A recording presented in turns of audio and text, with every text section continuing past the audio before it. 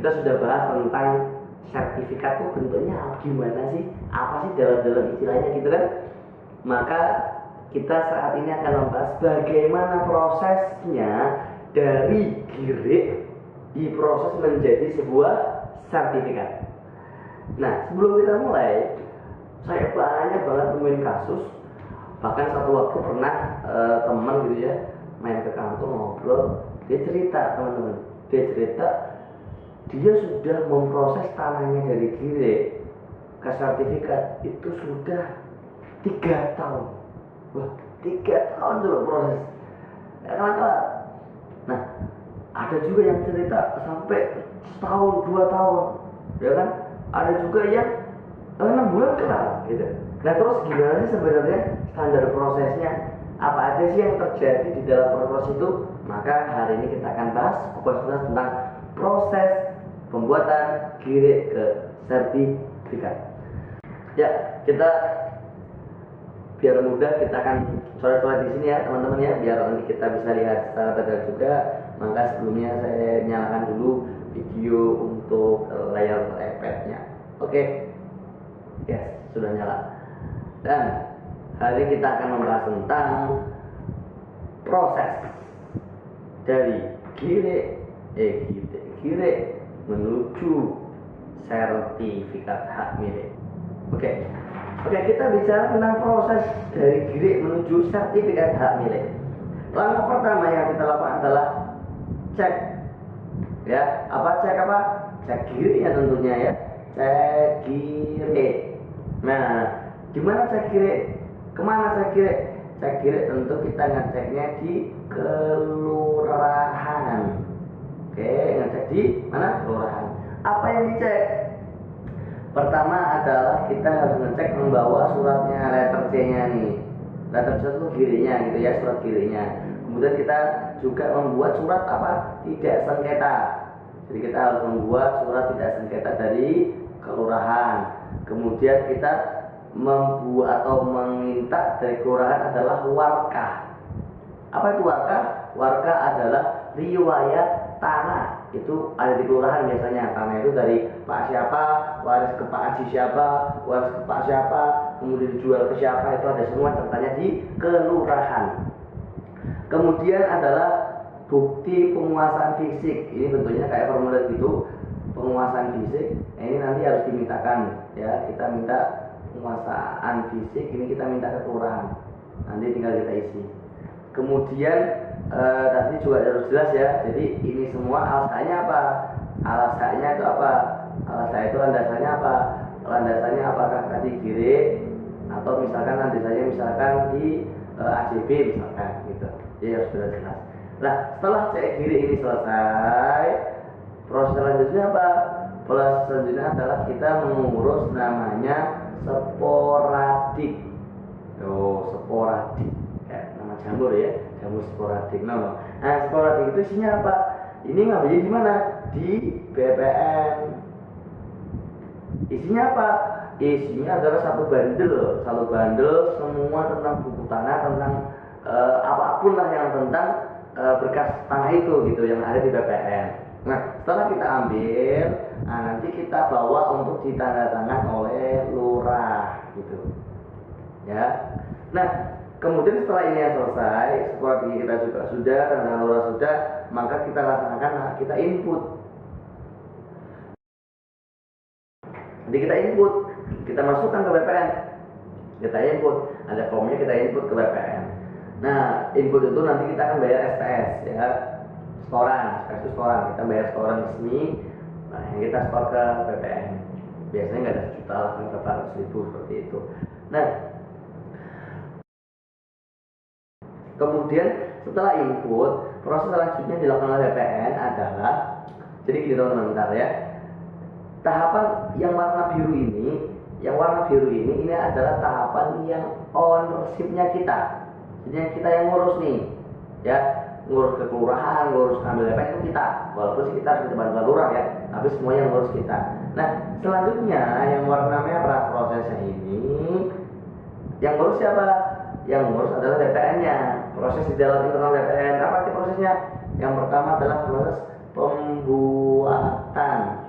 pembuatan apa? Peta bidang tanah atau PBT. Nah, proses pembuatan PBT ini ya itu ada step-stepnya. Yang harus diurus itu pertama diukur dulu sertifikat apa namanya tanahnya. Orang PPN datang mengukur, kemudian itu diplotting, dimasukkan ke data PPN. Benar nggak ini ukurannya? Sesuai nggak gitu kan? Nah, setelah ini plottingnya sesuai, kemudian barulah PBT lagi disahkan. PBT-nya disahkan gitu teman-teman. Ya, ini proses pembuatan PBT. Kemudian setelah pembuatan PBT, proses selanjutnya apa? Proses selanjutnya adalah ada rapat internal, rapat pembahasan internal di BPN. Sudah lengkap belum data-datanya? Sudah betul belum? Ada masalah apa enggak? Biasanya kalau ada penumpukan sertifikat harus gimana? Itu pembahasan rapatnya di BPN. Kemudian setelah itu dilakukan apa? Kan udah dibahas internal, udah benar semua berkasnya. Habis itu namanya diumumkan. Di mana diumumkannya? Diumumkan di kantor BPN. Biasanya ditempel di dinding. Jadi ada sebuah dinding di BPN, papan gitulah ya. Ditempel tuh kertas banyak, diumumkan. Ya, diumumkan di mana? Diumumkan di BPN. Di mana? Di dindingnya. Jadi ada dinding, papan gitu, tempel tuh kertas. Nggak tahu sih yang lihat siapa, tapi ya itu namanya diumumkan. Buat apa? Biar ada jeda. Jeda untuk apa? Jika ada yang komplain, dia bilang, loh ini karena saya nih, kok diumumkan? Nah gitu. Nah itu tujuannya adalah untuk mempublish ke publik, ke masyarakat, agar apa? Menegaskan bahwasanya tanah ini milik si Pak Anu lagi diproses menjadi sertifikat. Berapa lama? Diumumkannya adalah 3 bulan. Loh, kok saya lama prosesnya? Nah, aturannya umum itu 3 bulan. Loh, kok lama? Biasanya bukan di situ. Nah, ini kita bahas. Oke. Nah, setelah diumumkan 3 bulan selesai, kemudian masuk selanjutnya apa? Disinilah sudah penetapan hak. Kalau nggak ada kendala ya, nggak ada tantangan, nggak ada yang komplain, ini penetapan hak. Setelah penetapan hak itu selesai, selanjutnya adalah cetak buku tanah atau cetak sertifikatnya. Itulah prosesnya teman-teman. Jadi coba kita lihat lagi prosesnya apa tadi. Pertama kita cek dirinya. Nah, setelah cek dirinya di kelurahan ya, di kelurahan, kemudian sporadik BPN. Kemudian kita input ke proses PPN-nya, kemudian pembuatan PBT, peta bidang tanah dengan cara ukur, plotting, kemudian rapat pembahasan internal, diumumkan, penetapan hak dan cetak buku. Udah selesai cepat. Pertanyaannya, kok bisa ada yang lama? Oh, apa yang membuat lama? Di mana aja ya teman-teman? Yang pertama, yang sering membuat lama itu adalah nih, cek kiri ini nih. Yang membuat lama sering kali pas ngecek kiri kita kelurahan nggak diproses sama orang-orangnya, sama kelurahannya. Sehingga udah kita ngajuin bekas, ditunggu-tunggu aja jadi itu yang sering buat lama. Harusnya mah cepat seminggu kelar gitu. Tapi kadang-kadang nggak diproses. Yang kedua, kalau ngambil sporadik sebenarnya nggak lama nih, sebenarnya nggak lama, sebenarnya cepat. Cuma yang bikin lama awal tuh di yang ini. Yang nggak lama kuning kita hapus lah ya, yang warna kuning yang lama. Input juga sebenarnya nggak lama.